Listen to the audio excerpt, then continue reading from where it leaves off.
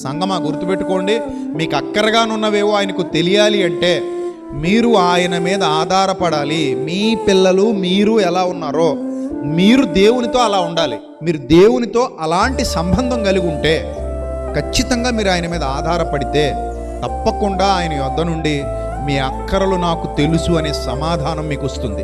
మీకు అక్కరగానున్నవేవో ఆయనకు తెలియను. నిజమేనా తండ్రి? ఒకసారి మోకరించి, తండ్రి నిజంగానే నా అవసరాలు నీకు తెలుసా తండ్రి? అవును నాయన నాకు తెలుసు. అప్పుడు అక్కడి నుంచి ఇంకో ప్రశ్న, నువ్వు నిజంగానే నా మీద ఆధారపడ్డావా? అవును ప్రభా, నేను నీ మీదే ఆధారపడ్డాను. నిజంగానే నీ హృదయాధిపతి నేనేనా? అవును ప్రభా, నా హృదయాధిపతి మీరే. నువ్వు నా కోసం బ్రతుకుతున్నావా? అవును ప్రభువా, నేను నీ కోసమే బ్రతుకుతున్నాను. అవును ప్రభువా, నేను మీ చిత్తాన్నే నెరవేరుస్తున్నాను, మీ చిత్తాన్నే జరిగిస్తున్నాను. చూసారు ఎంత బాగుందో? ఎప్పుడైతే ఇలాంటి సమాధానం నీ హృదయంలో నుండి ఆయన సన్నిధికి వెళుతుందో ఆయన సన్నిధి నుండి దీవెనలు నీ వద్దకు వస్తాయి.